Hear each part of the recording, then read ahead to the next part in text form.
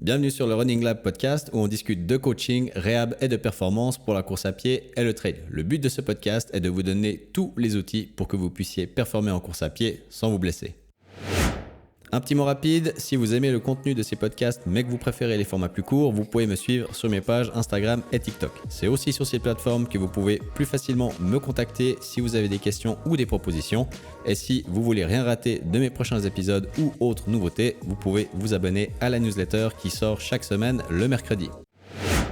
Dans cet épisode, on parle de tendinopathie patellaire, la TP. Dans l'épisode précédent, on avait parlé de la DFP, la douleur fémoro-patellaire. On continue notre série sur les blessures fréquentes en course à pied. Donc aujourd'hui, on traite de la tendinopathie patellaire. On la connaît également sous le nom de genou du sauteur ou jumper's knee en anglais. C'est une pathologie qu'on va surtout retrouver dans les sports impliquant de la course et du saut. Comme elle fait partie des nombreuses douleurs du genou du coureur, on va ici la décrypter pour que vous puissiez l'identifier plus rapidement et plus facilement. Allez, c'est parti.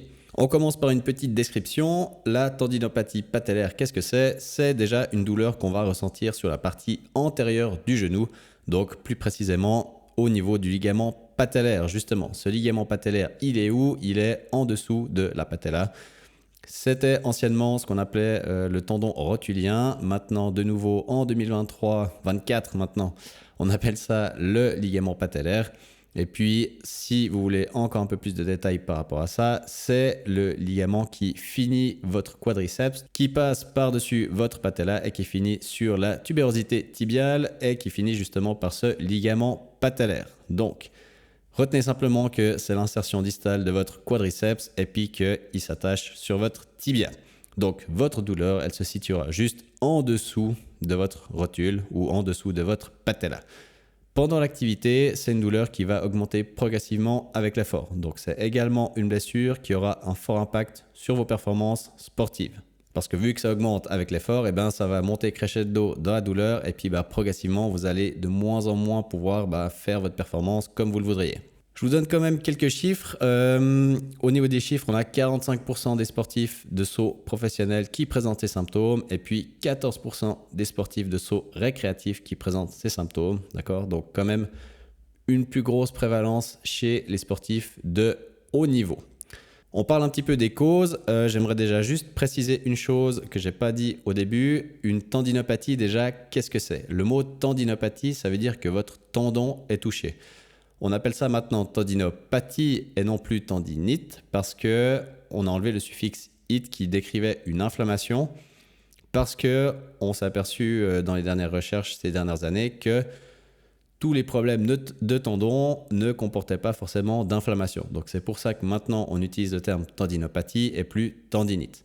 Donc pour cette tendinopathie patellaire, c'est une pathologie de charge. Donc ça fait de nouveau souvent suite à une accumulation trop rapide de vitesse ou de pliométrie dans ce cas-là, donc tout ce qui est les sauts ou par exemple encore du dénivelé, tout ce qui est montée de côte. Donc c'est une blessure de surcharge et encore une fois, vous en avez demandé trop vite à votre corps.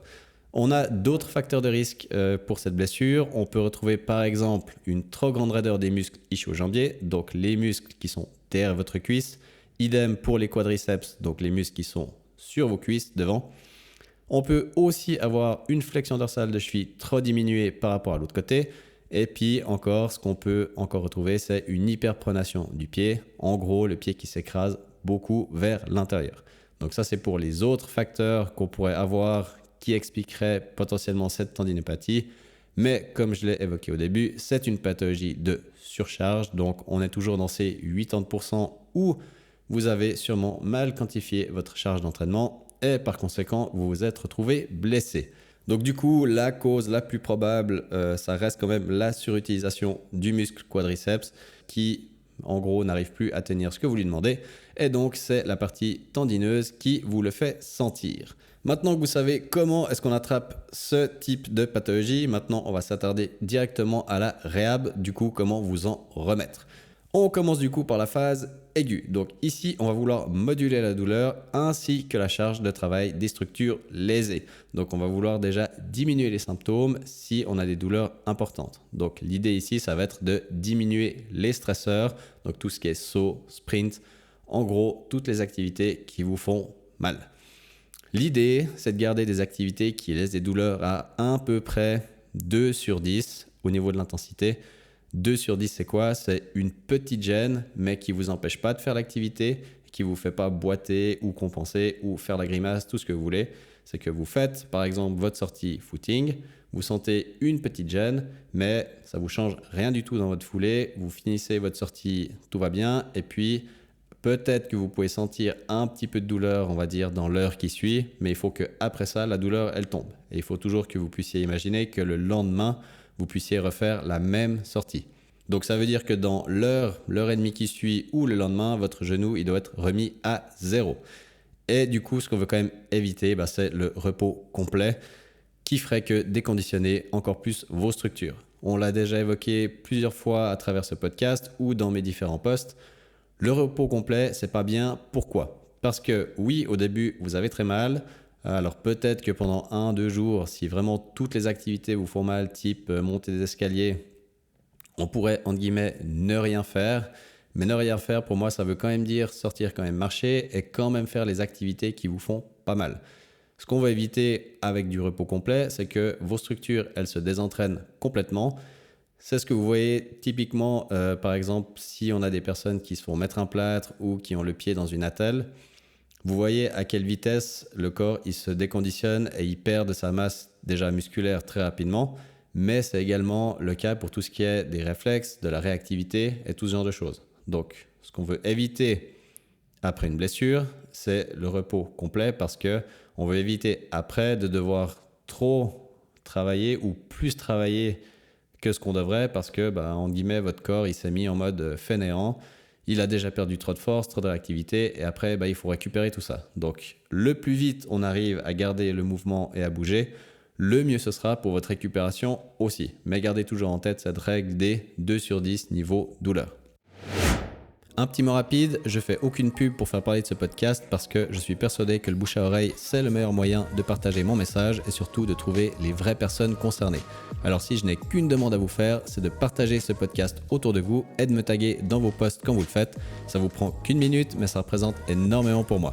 Et vous aidez par la même occasion des tonnes de coureurs et coureuses autour de vous qui vous seront peut-être reconnaissants d'avoir partagé ce contenu.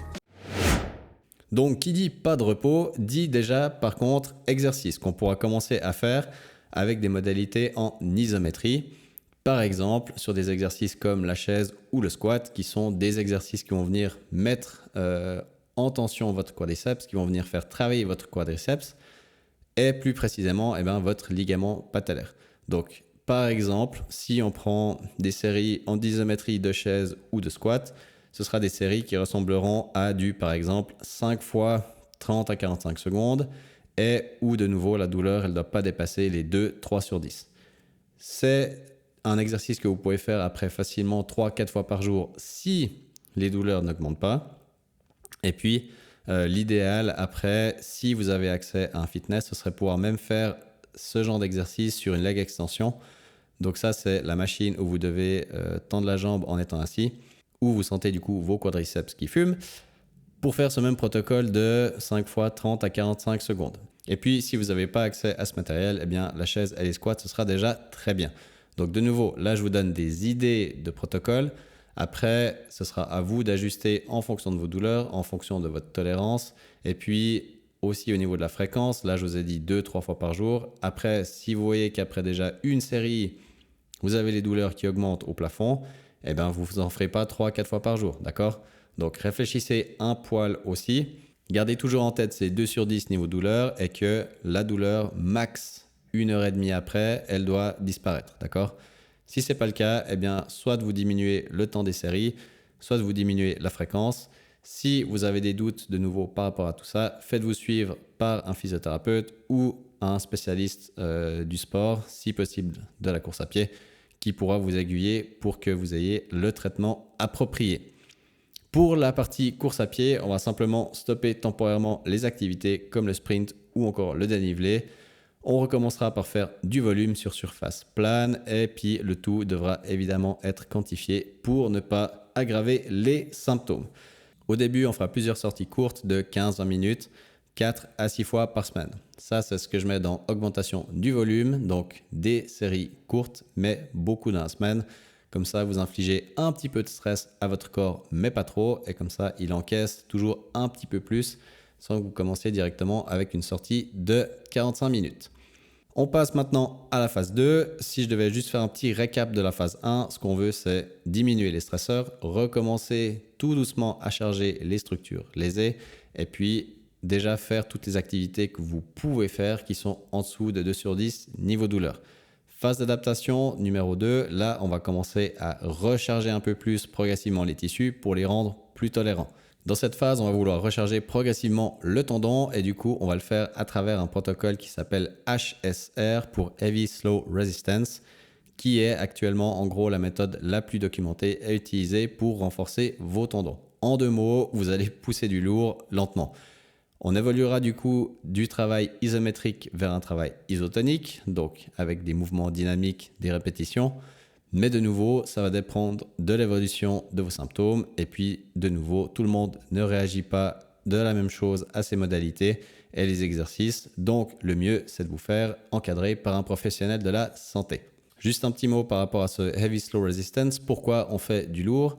Parce que le tendon, c'est une structure, on va dire, un peu plus ce qu'on appelle viscoélastique. Donc, imaginez ça un peu comme de la pâte à modeler un peu dure. Il faut beaucoup de force pour qu'on arrive à moduler un peu ces structures-là, différemment du muscle qui, lui, peut très vite être en gros contracté, même avec des petites charges. Quand il s'agit de tendinopathie et qu'on veut travailler sur les tendons, on doit mettre du lourd. Donc oui, ce sera peut-être pas marrant, ce sera dur, mais c'est aussi grâce à ça que vous pourrez enfin cibler vos tendons et pas avoir des blessures qui restent chroniques ou qui sont à répétition et que vous faites chaque 6 mois. Pour la partie course à pied, vous pouvez gentiment reprendre un peu de dénivelé dans vos sorties, toujours à condition de garder des douleurs qui restent supportables et que vous ne sentez pas après pendant toute la journée. On a dit toujours max 1h30 après l'effort. Le but, ce sera toujours de continuer à faire du volume en restant en endurance de base, en gros zone 2. Vous pouvez également vous faire analyser votre foulée pour voir s'il y a des choses qui peuvent être modulées pour réduire vos symptômes à court terme et ou long terme.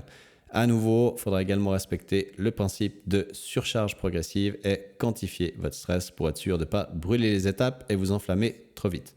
Pour la foulée, de nouveau, essayez de trouver un spécialiste de la course à pied qui saura vous dire vos comportements d'impact au sol, ce que vous pouvez peut-être modifier temporairement dans votre foulée pour que ça soulage les symptômes.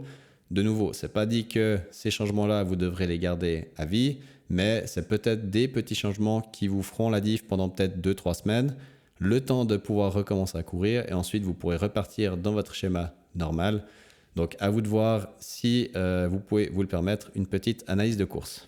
Une fois qu'on a fini cette phase 2, donc là on est déjà pas mal, on a réussi à gentiment recharger vos tissus, on recommence à courir plus ou moins comme avant, peut-être pas encore comme avant, mais on y est presque et on passe du coup maintenant à la phase de réathlétisation. Cette phase, ce sera simplement la progression de la phase 2. Donc, on va simplement plus charger dans les exercices au niveau renfort et on va augmenter tout ce qui est intensité, volume dans la course à pied. Donc, pour la partie exercice, on progressera simplement sur les charges dans la difficulté des exercices, mais on va surtout commencer à ajouter la partie pliométrie qui est la plus contraignante pour vos tendons. La pliométrie, c'est un peu le boss final de la tendinopathie, parce que c'est un peu ce qui vous dira si vos tendons ils sont prêts ou pas à encaisser les stress liés à tout ce qui est saut, sprint, course à pied. Parce que chaque fois, c'est un gros mouvement d'énergie qui est emmagasiné et redonné par vos tendons. Donc, la pliométrie, voyez ça comme le boss final de votre réhab au niveau des exercices. Si vous savez que vous arrivez à tenir plusieurs exercices de pliométrie de nouveau avec des douleurs toutes supportables et qui ne s'enflamment pas dans l'heure et demie après, vous savez que vous êtes en gros quasiment bon pour revenir à votre niveau de course à pied que vous aviez précédemment. Un petit exercice que vous pouvez faire par exemple pour de la pliométrie, j'ai dit celui-là mais il y en a plein qu'on appelle les pogo jumps. Ça va être simplement de vous calquer sur un tempo, par exemple 120 BPM, donc 120 battements par minute. Vous suivez le rythme et puis vous sautez en même temps que le rythme. Et puis l'idée de ça déjà ce serait de commencer par exemple à 2 pieds par faire 5 fois 30 secondes en vous calquant sur ce rythme-là. Et puis après, dans les progressions, ce serait de varier les positions des pieds, toujours avec 2 pieds au sol, Et ensuite, une fois que vous commencez à maîtriser tout ça, vous pouvez descendre gentiment les tempos, où vous verrez que du coup, ça vous fera sauter plus haut à chaque fois. Donc, vous mettrez plus de contraintes sur vos tendons. Et puis, après, vous pouvez passer typiquement sur des exercices de plio à une jambe, où là, de nouveau, vous saurez que si la plio à une jambe, vous arrivez à la faire sans douleur ou quasiment pas, et bien là, vous êtes bon. Et pour tout ce qui est course à pied, on continuera d'augmenter le volume, le dénivelé, et puis on recommencera à mettre un peu de vitesse. Donc voilà en gros pour la réhab. Donc dans les grandes lignes, phase 1, on diminue les stresseurs. On commence directement à recharger un petit peu le tendon, très doucement avec de l'isométrique. Phase 2, on progresse dans les exercices, on passe de l'isométrie à l'isotonie. Course à pied, on continue d'augmenter le volume et on rajoute un tout petit peu de dénivelé. Et dans la phase 3, réathlétisation, on progresse dans tout ça. Donc sur les exercices, on augmente les charges. Et puis sur la course à pied, on augmente aussi tout ce qui est dénivelé, vitesse. On revient en gros au niveau qu'on avait avant. Mais gardez toujours en tête que après une phase de réhab, quand vous arrivez de nouveau à courir comme avant, on va dire que, imaginez qu'on est de retour à votre 100%, c'est quand même votre 100% où vous avez été blessé, d'accord? Donc l'idéal après, ce serait de continuer à avoir un travail de renforcement à côté de vos entraînements de course à pied, de continuer aussi en course à pied à vous exposer à d'autres stresseurs ou d'autres contraintes que ce que vous faites d'habitude. Par exemple, si vous adorez faire du plat à la même vitesse tout le temps, allez de temps en temps vous exposer à un peu de terrain, à un peu de forêt, changez les vitesses, variez vos allures pour que vous donniez à votre corps beaucoup plus de petites contraintes, de stimuli, que vous le renforciez encore plus parce qu'il faut bien vous dire que votre état de 100% avant, ça vous a quand même blessé. Donc oui, vous avez mal géré votre charge d'entraînement, mais ça veut aussi dire que votre corps il était sur un fil et qu'il ne fallait pas lui en demander beaucoup plus. Donc pour la suite, pensez qu'une fois que la réhab est finie, vous êtes de nouveau à votre 100%, mais nous ce qu'on aimerait c'est que vous soyez à 120%, 130%, mieux que ça pour que vous puissiez plus encaisser et que vous puissiez déjà, progresser en course à pied et deux, surtout, diminuer vos risques de blessure et qu'il n'y ait pas à chaque fois un petit moment où si vous êtes un peu moins bien pendant une semaine, vous risquez la blessure, d'accord? Donc pensez à ça. Pensez que le renfort, ça fait partie de l'entraînement du coureur, ça doit faire partie de l'entraînement du coureur. Et quand vous courez, ne faites pas toujours la même chose, variez les plaisirs, variez les terrains. Et c'est ça qui vous rendra plus fort, plus polyvalent, plus résilient et qui diminuera grandement votre risque de blessure. Au niveau de la durée, comme d'habitude, pour tout ce qui est des blessures de charge, de répétition, c'est toujours très dur de donner une durée parce que, de nouveau, plus c'est pris vite, plus on identifie vite la blessure, plus vite on peut s'en remettre, d'accord? Donc de nouveau, ça peut par exemple prendre 1 à 2 semaines si on l'identifie très vite et qu'elle est très, on va dire, encore légère et qu'elle ne nous fait pas trop mal. Par contre, si on a des grosses douleurs et qu'après on retombe dans un espèce de cercle de je fais rien pendant 3 jours, je réessaye de courir, ça me fait mal, donc je refais rien pendant 3 jours, etc. Là, ça peut devenir chronique, on peut l'attirer sur plusieurs mois. Donc si vous voulez de nouveau la pire fourchette du monde, je dirais que ça peut aller de 2 semaines à 3, 4, 5, 6 mois si c'est pas très bien pris en charge, d'accord? Donc si vous êtes sûr de vous, que vous arrivez à identifier ça très vite et que vous vous connaissez bien, je pense qu'en moins d'1 mois, ça peut être réglé. Par contre, si peut-être vous manquez de connaissances ou vous n'êtes pas sûr d'arriver à faire votre réhab tout seul, allez voir un médecin du sport, allez voir un physio du sport spécialisé en course à pied qui, lui, pourra vous aiguiller et qui vous donnera le bon traitement, s'il est bon. Et puis comme ça, vous êtes sûr au moins de faire juste et de ne pas risquer de traîner cette blessure pendant trop longtemps. Voilà, donc petite conclusion sur cette tendinopathie patellaire, à différencier de la douleur fémoro-patellaire. Ici, on parle bien de votre tendon. Comme on l'a évoqué avant, c'est sûrement dû, dans 80% des cas, à une mauvaise quantification de votre charge d'entraînement. En gros, votre quadriceps, il tire la gueule et il vous le fait sentir au niveau du tendon. C'est pas une blessure qui est grave, loin de là, donc ça se remet très bien avec un traitement qu'on appelle conservateur, avec du renfort, une bonne modération de la charge en course à pied et le tout où on quantifie tout ça progressivement. On progresse chaque semaine sur les charges dans les renforts, sur le volume et les intensités en course à pied et vous devriez vous en remettre très bien. Donc voilà pour cet épisode, j'espère qu'il vous a plu. Et puis le prochain épisode, on continue notre petite série sur les blessures fréquentes en course à pied. À bientôt. Un petit mot rapide, je fais aucune pub pour faire parler de ce podcast parce que je suis persuadé que le bouche à oreille, c'est le meilleur moyen de partager mon message et surtout de trouver les vraies personnes concernées. Alors si j'ai qu'une demande à vous faire, c'est de mettre votre meilleure note et votre meilleur commentaire à ce podcast si vous pensez qu'il le mérite. Ça vous prend qu'une minute, mais ça représente énormément pour moi. Et vous permettez par la même occasion à des tonnes de coureurs et coureuses autour de vous de découvrir ce contenu.